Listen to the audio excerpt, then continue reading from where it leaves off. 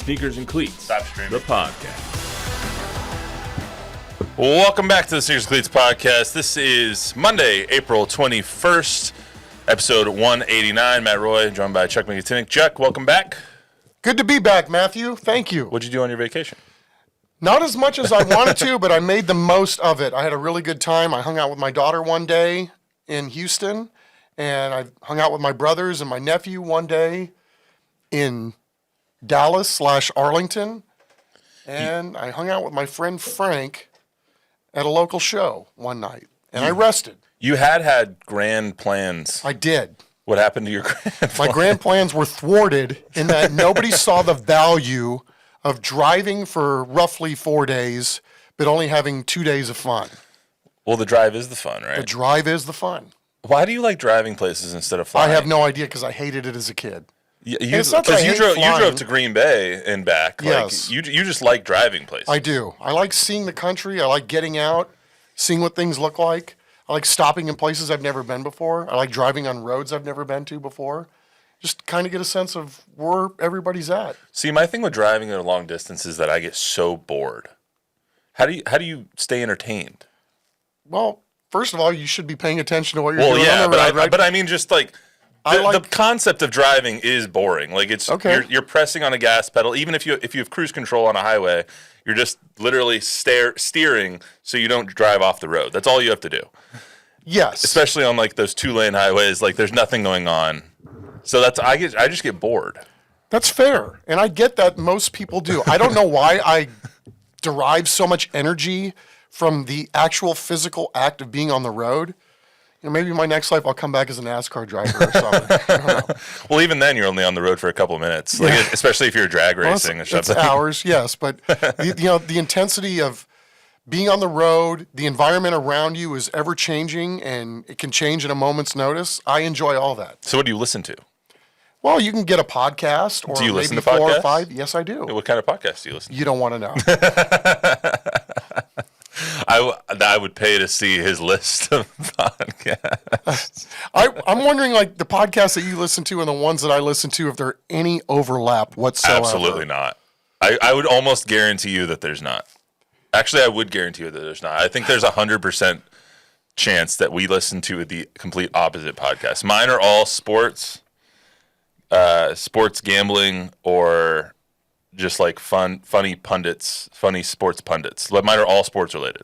When I was at your age, and there's a big gap between us, as you well know, that's where I was. Yeah. I'm no longer in that mode, and, for good and for bad, I'm sure. So, anyway, so welcome back, Chuck. Welcome back, everybody that is going to be watching when we get this posted a little later. Quick reminder to subscribe to the YouTube channel, both News 4, Fox SA.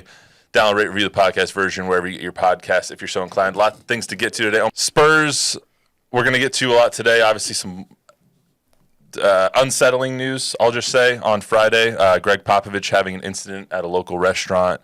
The latest developments on his unfortunate saga with Pop's health we'll talk about. Plus, what would happen if the Spurs were looking for a new head coach? Should they start looking for a new head coach? Kind of get into a couple of those things while also obviously keeping the most important thing is Pop's health, and we can't say that enough. Plus, we'll hear from Mitch Johnson, Victor Wembanyama, what they said last week about the future of the head coaching position with San Antonio.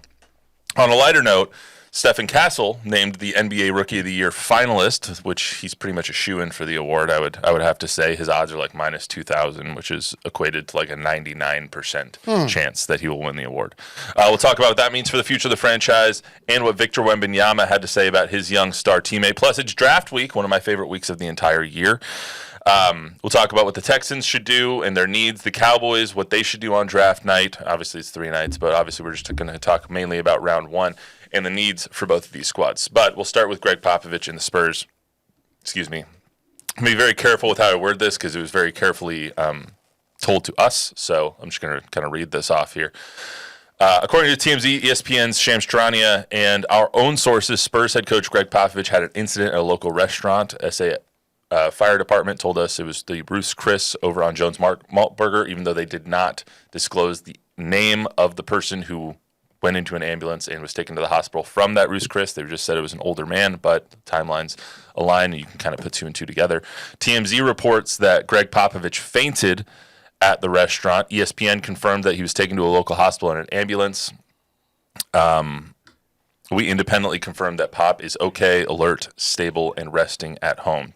Chuck, obviously you were off when this happened, but you hear it all. You've been covering the team for a long time. What is your first takeaway from what kind of happened on Friday? Well, I mean, obviously saddened because you certainly don't want to hear that Gregg Popovich has had another medical incident, and we obviously don't know what it is, but obviously backed up by what had happened to him late last year.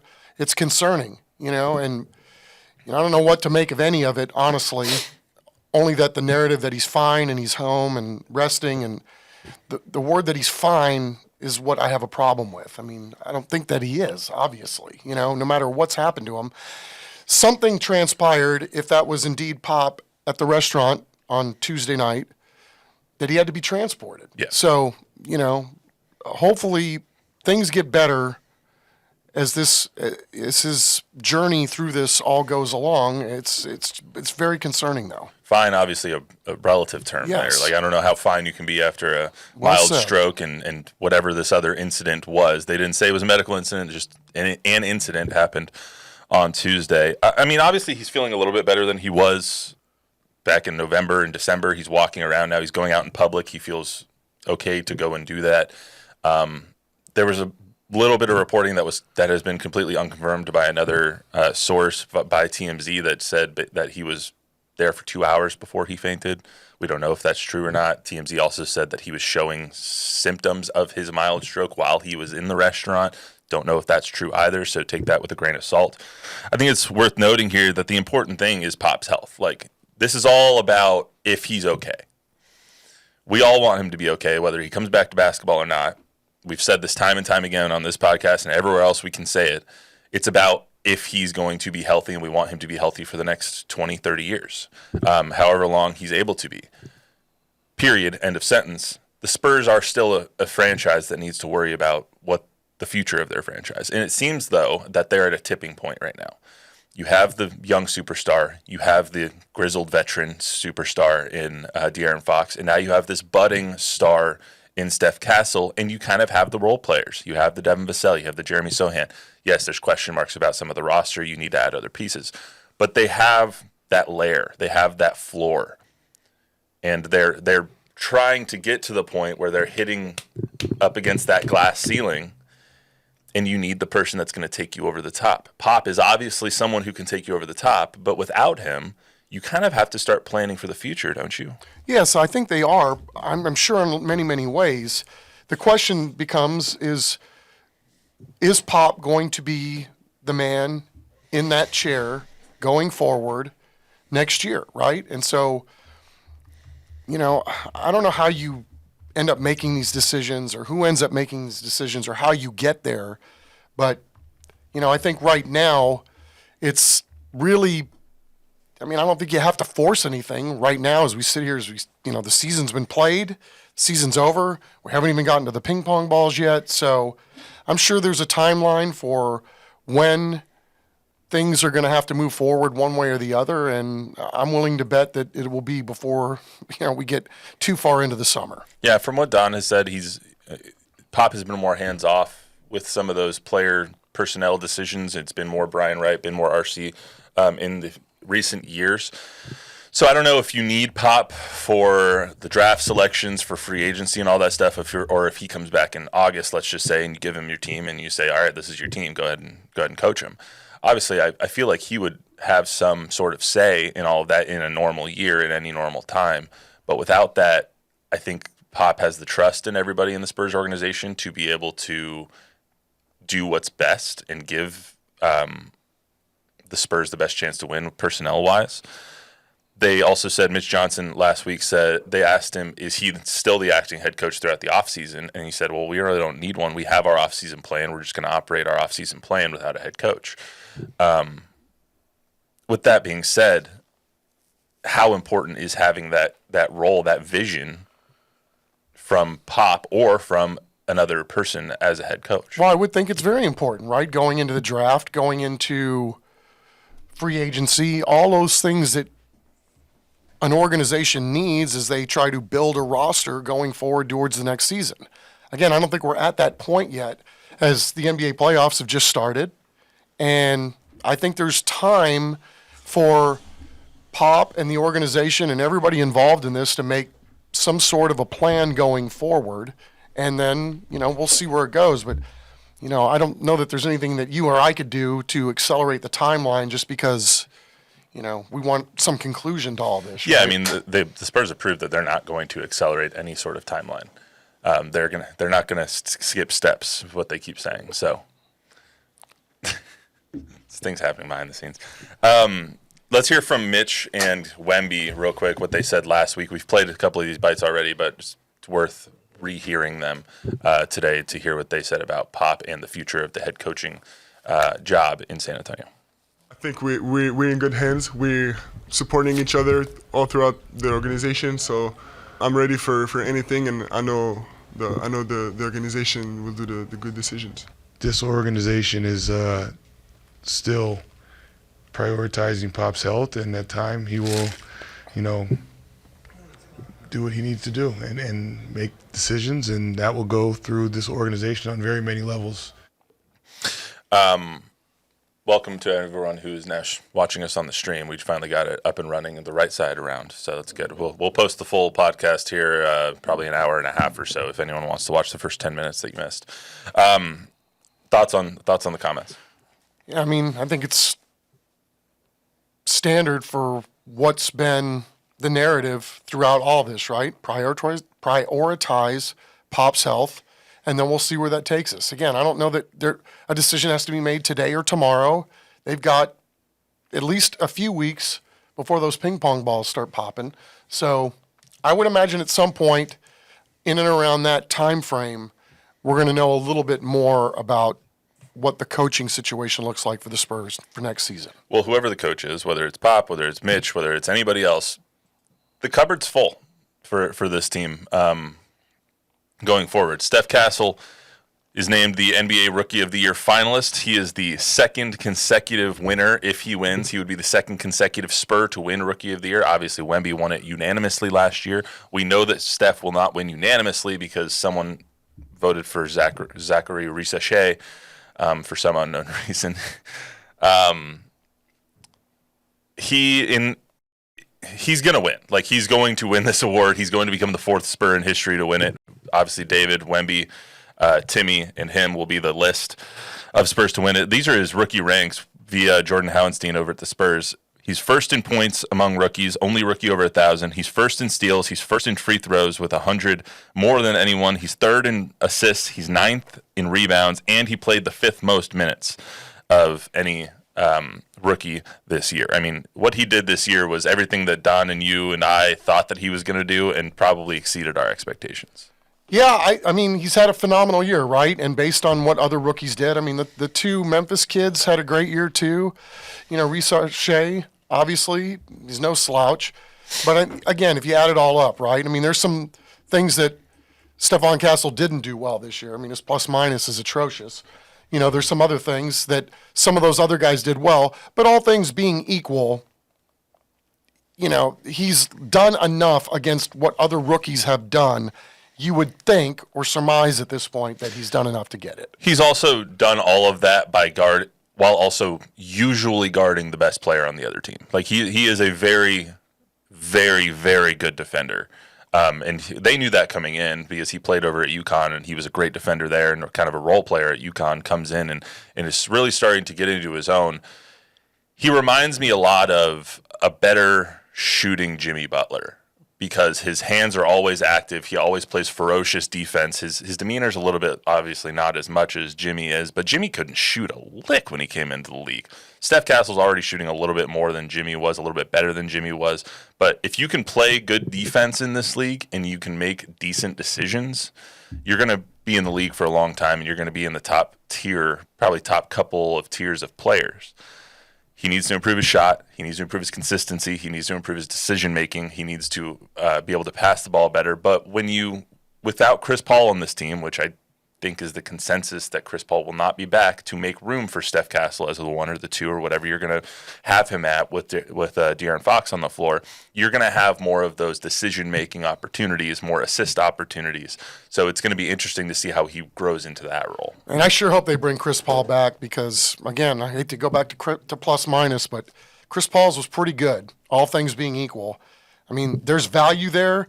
I don't think, if we're still in the middle of this plan, which I would argue they're still not that close to breaking down the ceiling, in terms of really competing for a championship, that why not have another year of Chris Paul in that room and helping the younger guys try to figure this stuff out and, try to help mold a team together. Yeah, I mean, we talked about that last week. It's all about what Chris wants, right? If he wants to play, then he's not going to really get that opportunity here that much anymore. He's not going to start at all 82 games next year, that's for sure.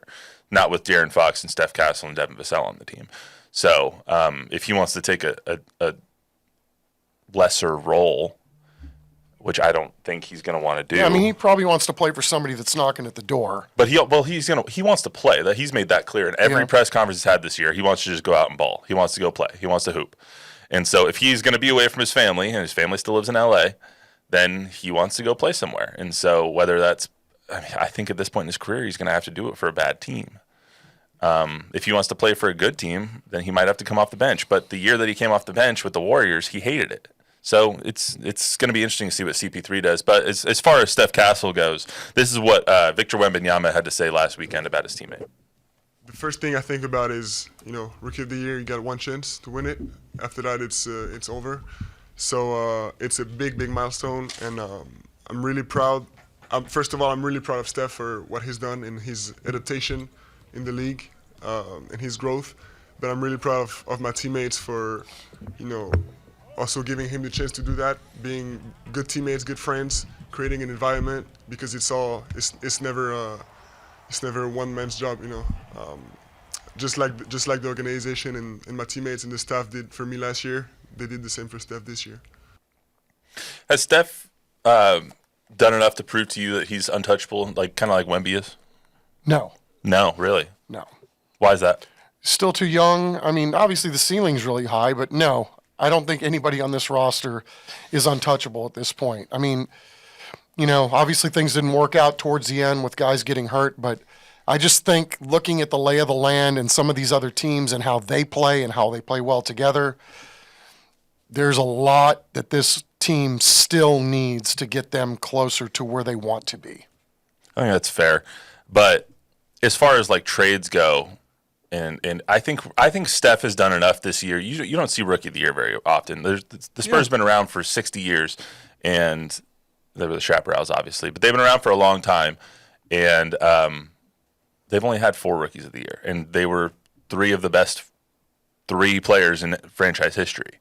Wemby, you can be debatable if he's the best player in franchise history or top 5 at this point because of Manu and Tony, obviously, but I digress.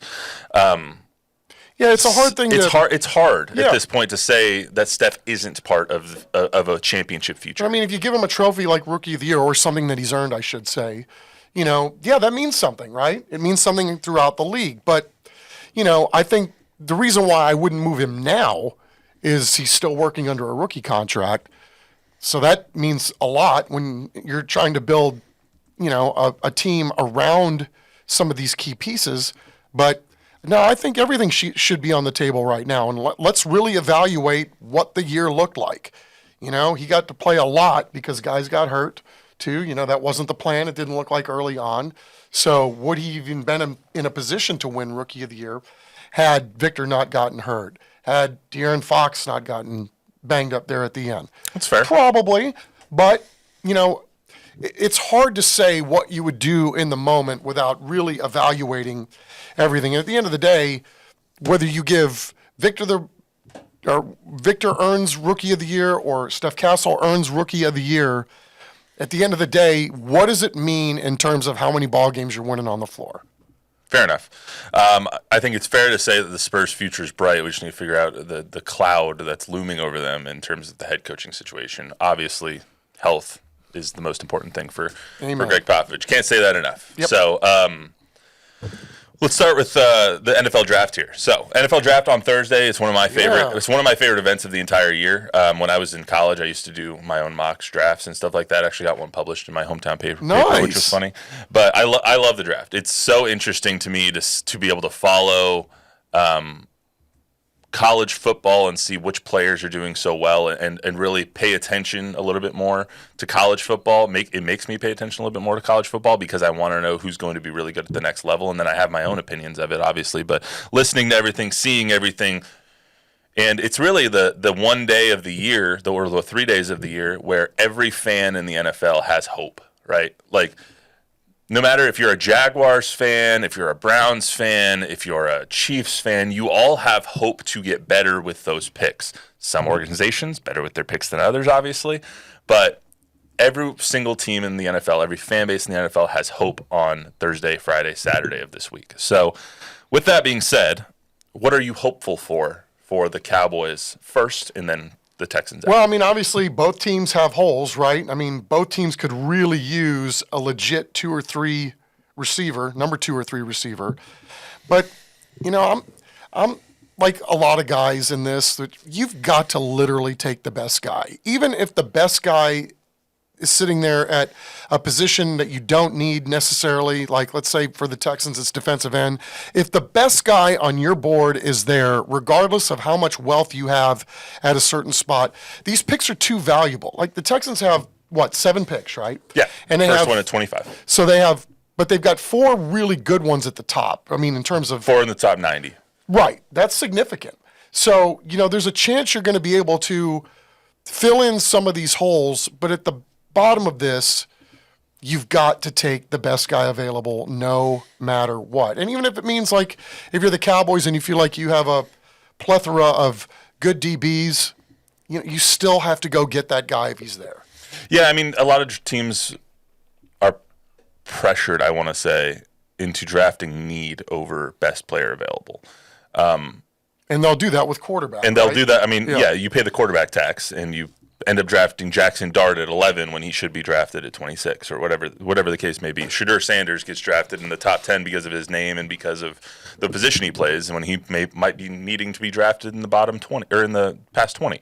So obviously the quarterback tax is a real thing, but the quarterback tax for teams like the Cowboys, it helps them because teams are going to be trading up. Maybe someone trades ahead of them to get Shadur Sanders that knocks Ashton Genty down or knocks Matthew Golden down to them or whoever. So if you're the Cowboys, if you're Jerry and Stephen Jones on Thursday at number 12, what position are you targeting at that point? What is the biggest need for this team? Well, they need another receiver, right? They need defensive linemen. Probably need a linebacker. Right, there's a lot of need for Dallas. That goes back to the earlier premise. Just take the best dude available. And I would really be apprehensive of taking a running back that high up. I think the only way that they draft a running back at 12 is if Ashton Genty is there. Ashton Genty is a consensus top 4, top 5 player in this draft. He is the best running back prospect since probably Adrian Peterson came out. That is inclusive of everybody. I know that guy in the Eagles was pretty well ballyhooed, and he certainly hit a home run. That's including everybody: Saquon, Bijan, Zeke Elliott, who did really well at the top of the draft. He was drafted 4th. Genty has the goods, and so if you are Jerry, I think it would be really difficult not to draft Ashton Genty at 12 if he's available. I don't think he will be. But if he is, I think it would be really difficult. Because right now you have what on your roster? Javonte Williams, who was a retread running back from the Broncos, played well, torn his ACL, wasn't really able to come back from that. Miles Sanders, who is now on his 3rd team after he played well with the Eagles, but with that offensive line, anyone can run behind him, it seems like. Obviously, Saquon did the better job because he's a better running back. But Miles Sanders ran for 1,000 yards with the Eagles. And then you have Malik Davis, Deuce Vaughn, and Hunter Lepke, who's the fullback. So you really don't have a number 1 on this team, and the Cowboys last year really started to get it going when you had the number 1, when you finally decided, okay, Rico Dowdle's our number 1. So I do think that whether it's a day 1, day 2, or day 3 pick, they need to choose someone who is that number 1 back, whether it's Quinshon Judkins in the 2nd round, whether it's Travion Henderson in the 2nd round, who I think is more of a gadget, not a gadget guy, but lesser of a 3-down back. Omarion Hampton, maybe you trade back from 12 and get Omarion Hampton. You get KJ Sanders, or you get any of these guys. Cam Scatterbo. You draft any of those guys, you need a number one back. And I think that's important for the Cowboys to get in this draft. It's a really deep running back class, so they could get it on day 2 or day 3. But I think they go receiver on round 1. Matthew Golden could be huge for this team, especially after losing the speed of Brandon Cooks. Tolbert isn't that big, quick guy. You have Turpin, obviously, who's very fast, but he's about this tall. Yep. Matthew Golden could change the face of that offense and give them someone that could take some pressure off of CeeDee Lamb finally. Agree. Either him it's hard for me to argue that, right? If you could find somebody else, because even if teams roll on CD, he still gets his, right? Yeah. So now you put another guy over there that can, that somebody's got to pay attention to, where he's going to beat you downfield. Again, I don't know what these guys look like grade-wise and all that. I haven't talked to any scouts about any of what's going on with that, but just on the surface, yeah, that sure seems to make a lot of sense. Yeah, I mean, there was a mock draft I saw that had Tedero and McMillan, the U of A receiver who's big, like more of a Marquise Colston type guy or a Mike Evans type guy. I mean, if you want Mike Evans on your team, then that's great. I'll take it. I'll take it. But Ted McMillan is kind of T-Mac, as they call him, is kind of falling a little bit. I'm not sure. He ran in the 4.5, so his speed's not great. Also, I don't know if that's the kind of receiver that you need in that offense, seeing as that CeeDee Lamb is that receiver. Obviously, he's faster than that. CeeDee, don't come at me. I know you're fast. CeeDee Lamb is obviously faster than that and can take the top off of a defense, but you need someone over the top of CeeDee, so when he's running that 15-yard dig in the middle, the safety's not bearing down on him. The safety's taken off over the top. So you need that Matthew Golden type guy to be able to run the post on top of the dig route and open up the middle of the field. So I think that would fit in this offense a lot better. I agree 100%. I mean, if you could add another receiver, how much that then opens up the field for everybody else. Stretch the field, as they like to say. I'm with you. How this will turn out, I have no idea. I would say, though, they've done a reasonably good job drafting over the last half decade. I would for sure just take who's ever the highest guy you've got rated on your board. How important, if you had to rank these 4 positions for the Cowboys in terms of need, what is the 1 being they need this the most, 4 being they need it the least? Rank these 4 for me. Running back, receiver, offensive line, specifically guard, and linebacker. I would go receiver. As the biggest need. Yep. Okay. Any spots on the offensive line. 2. Then linebacker, then running back. Really? Yeah. Why running back last? Because, I mean, I think if you went even to where we were sitting here last year at this time, where even McCarthy was screaming, please go get me a running back in this draft, and that turned out to be probably the right move that the Cowboys didn't, based on how everybody performed essentially in that rookie class. And then there was an injury, obviously, here or there, obviously, too. Yeah, Jonathan Brooks, obviously, was the guy they wanted, but ended up getting hurt with the Panthers. But, again, this is so hard to try to figure out what does the future look like. But for me, they were able to do a dance around their issues, let's say, at running back, and then Rico ended up being the dude the last half of the season. Yeah, fair enough. I think it's going to be really interesting. And the Cowboys have proven that they can find offensive linemen later in the draft. They've proven that time and time again. Look at Cooper Beebe last year. And I mean, Brock Hoffman, all these guys that they have on their team that were not first-round draft picks. I mean, they're really good at first-round draft picks with offensive linemen, too. Don't get me wrong. Tyron Smith, Travis Frederick, Zach Martin, all those guys, Hall of Famers. But they're really, really good at finding diamonds in the rough. Will McClay is phenomenal at finding offensive linemen later. Can't say enough of what they knew they had in Brock Hoffman until they were pressed to have to play him, and then how well that team ran the football after Zach Martin went down. Last thing here, the Texans are completely remodeling the offensive line for obvious reasons. C.J. Stroud got bludgeoned last year and was on his back seemingly every 5 times a game. They got rid of Laramie Tunsil, Kenyon Green, Shaq Mason, added Cam Robinson, Laken Tomlinson, Ed Ingram, but I would argue that offensive line is still their biggest need. Agree. I mean, they need offense. They need receivers because Tank Dell ain't walking through that door. He's limping through that door right now. He's probably not going to be healthy until midway through the season, and Steph Diggs is gone. So you don't have a lot of receivers. You don't have a lot of help for Nico Collins out there. And so you need receiver. You probably need a little bit of a running back because Dameon Pierce hasn't proved to be a great backup to Joe Mixon. Joe Mixon's getting a little older, and you need offensive line bad. Agree. They're also in a good position, though, where they don't have to draft for need. And we don't know what they're going to end up doing. They've got, as we said, 4 really good picks. And then you could start bundling those picks at the bottom that they have, those other 3 picks, to maybe move up and get in an even better position to go get the guys you want. I don't think it would be a stretch to say that, would you be shocked if the Texans took a receiver in the first round and then went and got 3 offensive linemen after that? No, I wouldn't be shocked at anything that the Texans do unless they drafted a quarterback in the first round, which they won't do, obviously. That would be the most surprising thing of all. Right. All right, that's all we got for you today on the Sneakers and Cleats podcast. Remember to download, rate, review, subscribe, give us a 5-star rating, tell a friend, tell an enemy. We'll be talking all NFL draft on Thursday, so join us then for more Cowboys and Texans talk. We'll see you then. Ay, ay, ay.